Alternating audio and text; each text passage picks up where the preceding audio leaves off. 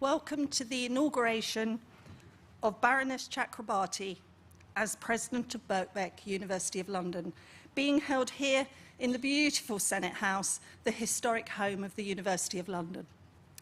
May I now introduce the Vice-Chancellor of Birkbeck, Professor Sally Wheeler.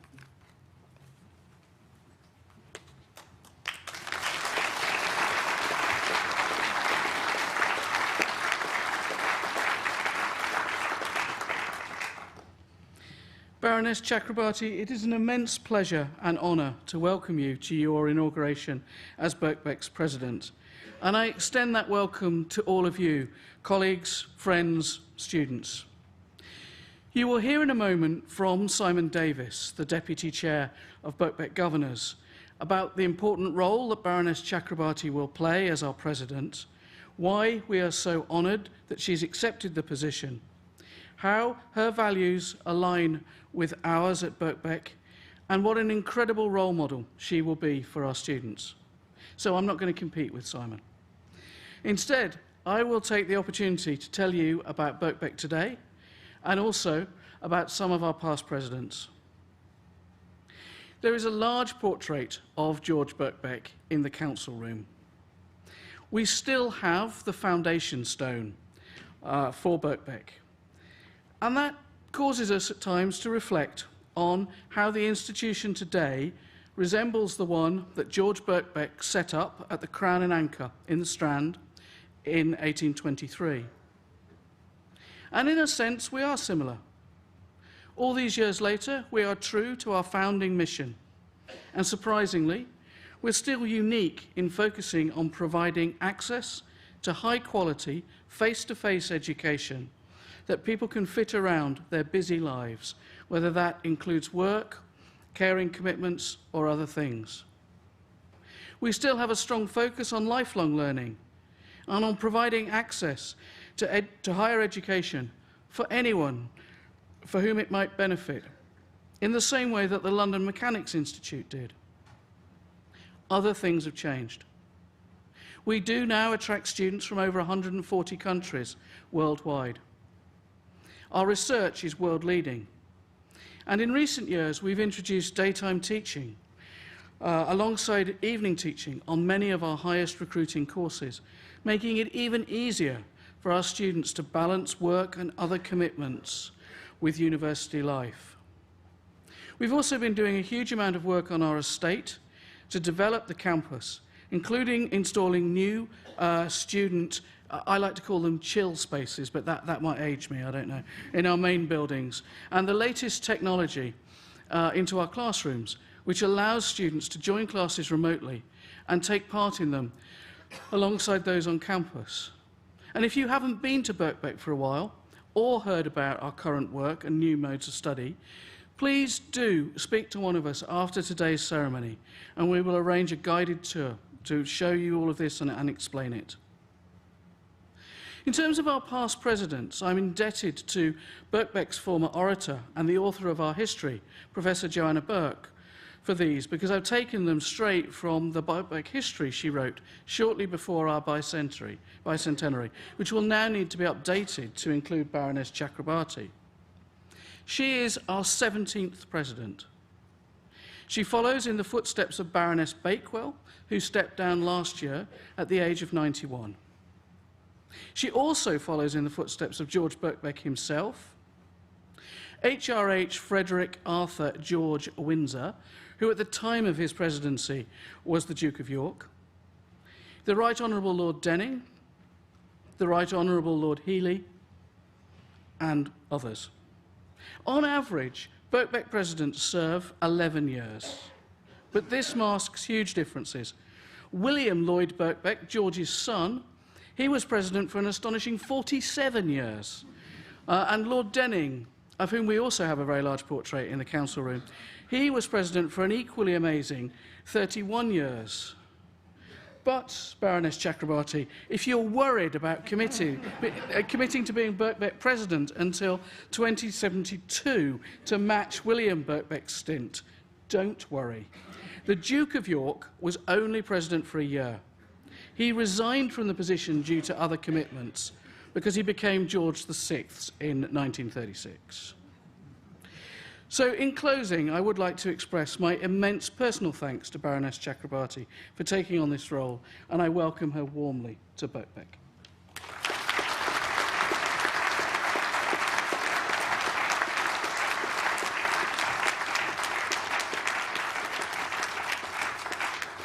Thank you, Vice-Chancellor. May I now introduce the Deputy Chair of Governors, Simon Davis, to present Baroness Chakrabarti as President of Birkbeck.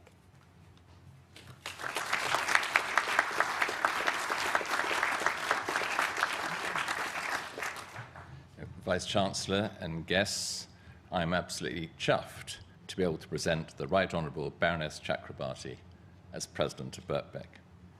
And as our new President, Baroness Chakrabarti will play a vital role in the life of this wonderful university.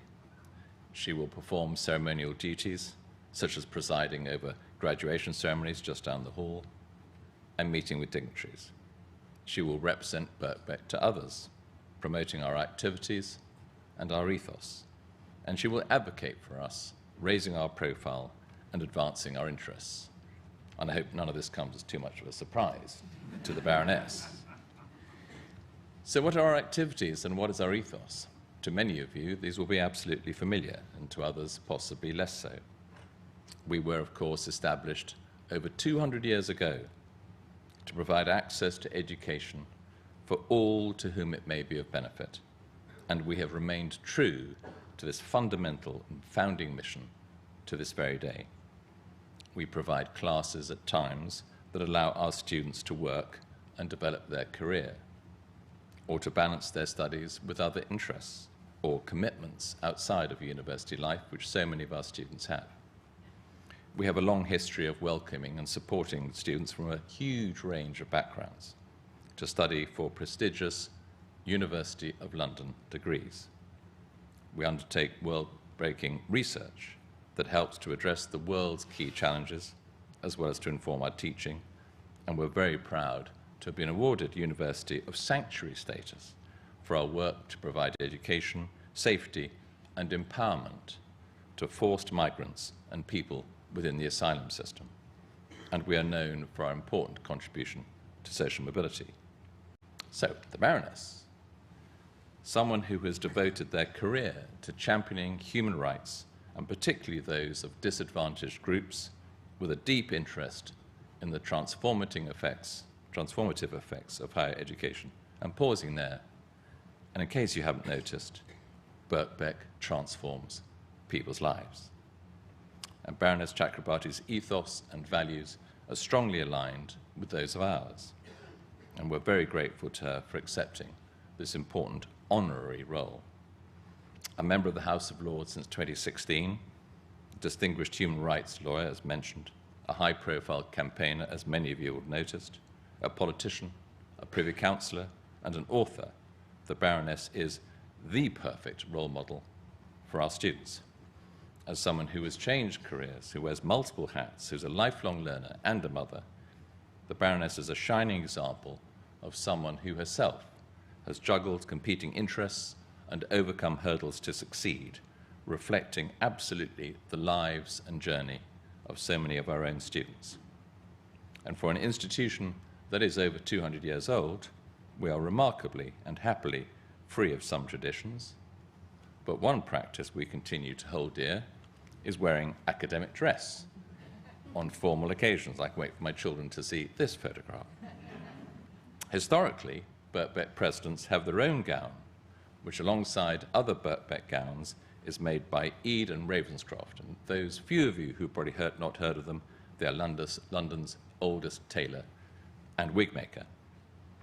Birkbeck's relationship with Ede and Ravenscroft dates back to our foundation at the London Mechanics Institute, when Francis Ravenscroft, a member of the famous gown and wig making family, established the Birkbeck Bank in the very same institute. So, before continuing this tradition and presenting the Baroness with the President's gown, I would like you to join me in a round of the most warmest applause to thank Baroness Chakrabarti for taking up the role of President of Birkbeck and to welcome her to our wonderful and warm Birkbeck community.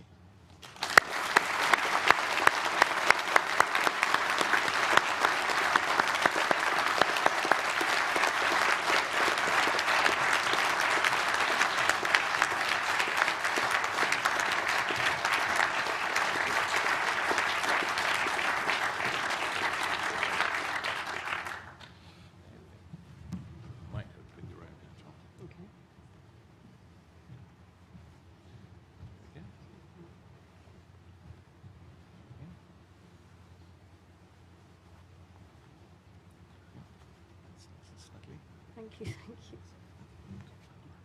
Perfect. That's on the left. I'll hold that. Thank you Put so the hat much. on. Put the hat on, Yes, of go course. If I'm wearing it. How does that Oh, look? yes. Yes, that's fantastic.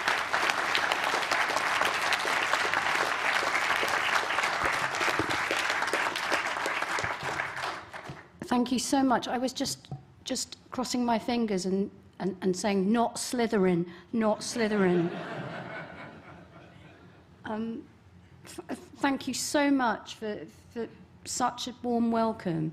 To call this an honour is just, it's just too much an understatement. I've had a very, very fortunate life. It is hugely fortunate to be able to do work that you love and to serve values that you believe in so deeply. It's enormously fortunate, but to be honoured in this way is really very special indeed. And I thank Sally and Simon for their incredibly and overkind words. And thank all of you for giving up the sunshine for this half hour to be in this room that is warming. And I'll bear that in mind and not say too much other than Birkbeck is such a wonderful, wonderful institution that is renowned the world over and associated with access to higher education and excellence in higher education. And long may that continue. But of course, I'm associated with being a sort of quite a grim, humorless person.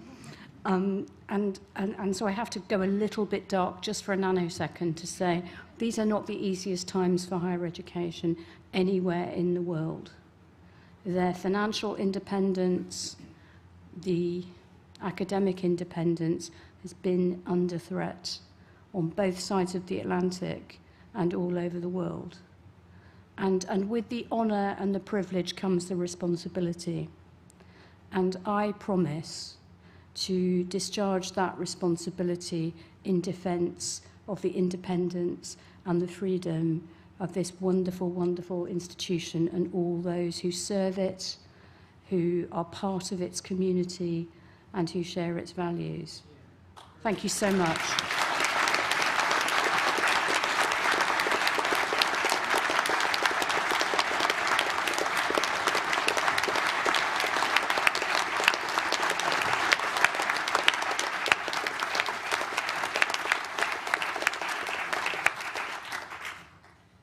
Thank you, President.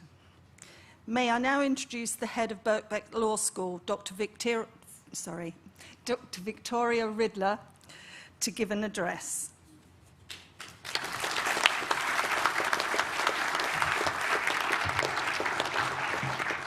Thank you, Lynn. And I think that I had that coming, given how many times I've mistaken a student's name in this role.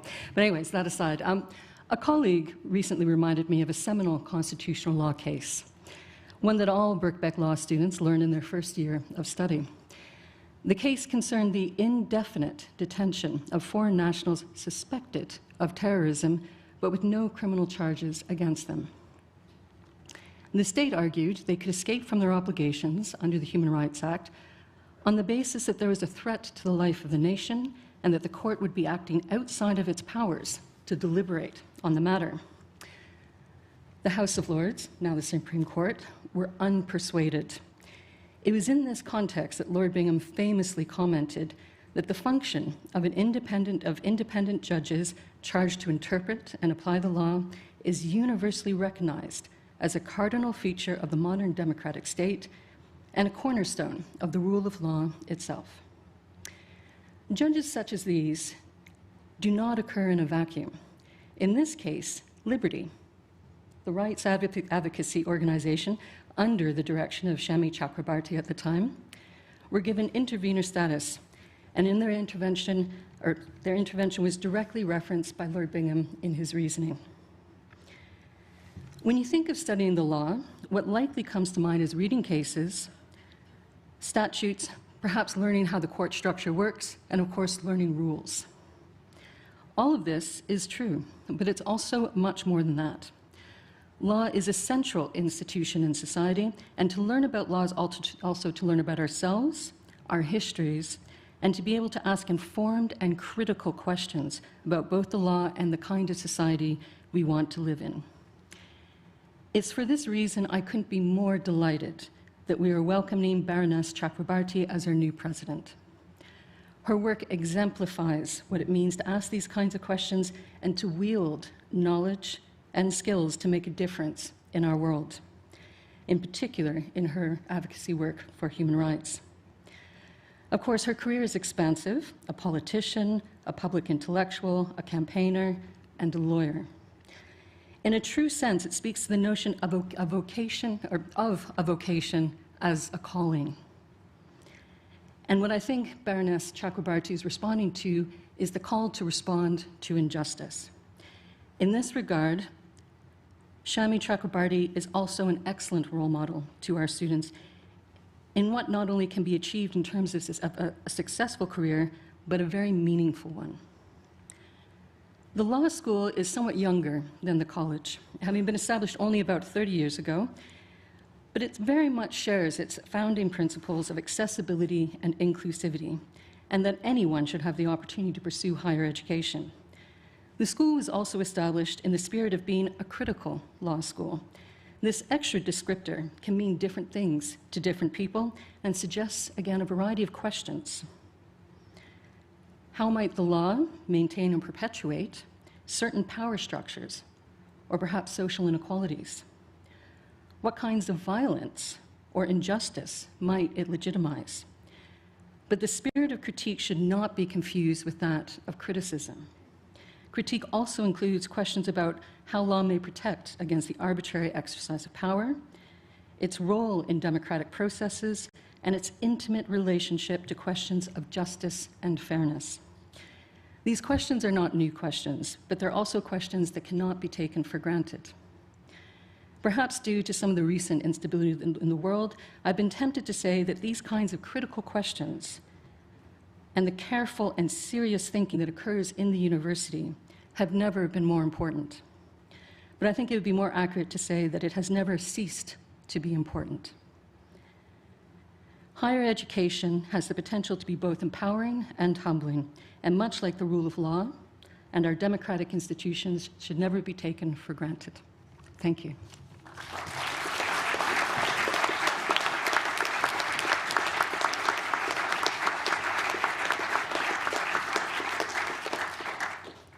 Thank you, Victoria. May I now introduce the President of the Birkbeck Fellowship, Professor David Latchman, to give the closing oration.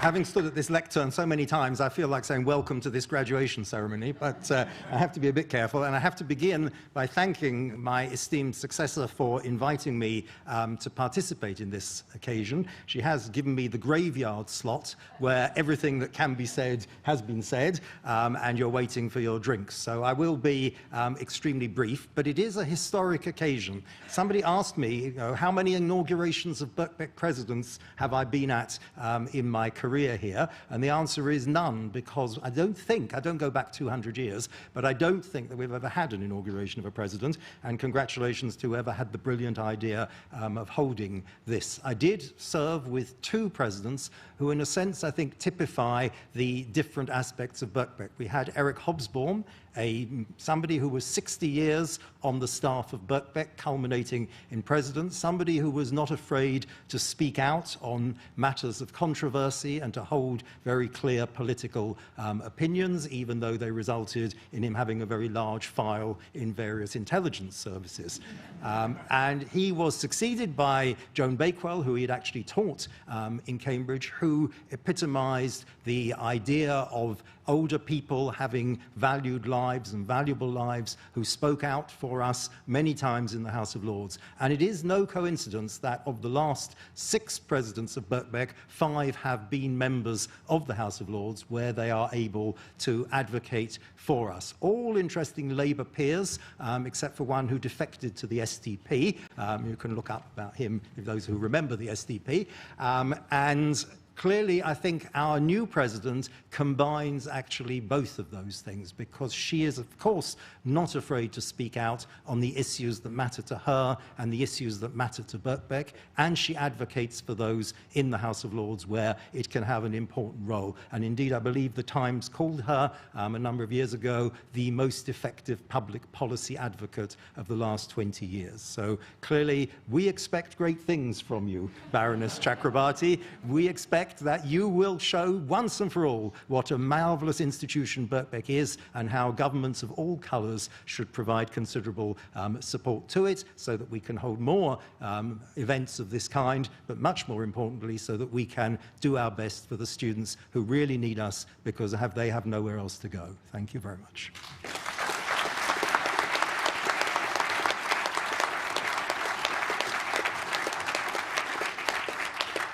Thank you, Professor Latchman. This concludes the inauguration ceremony, and in a moment, the Platform Party will leave the hall.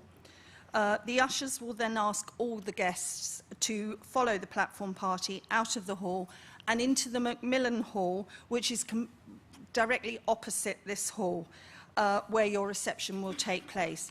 Please don't hang around in the lobby, because it causes a bit of congestion and we get in trouble with the University of London. So if you can go straight across, drinks will be waiting for you. So can I ask you now, please, to all stand?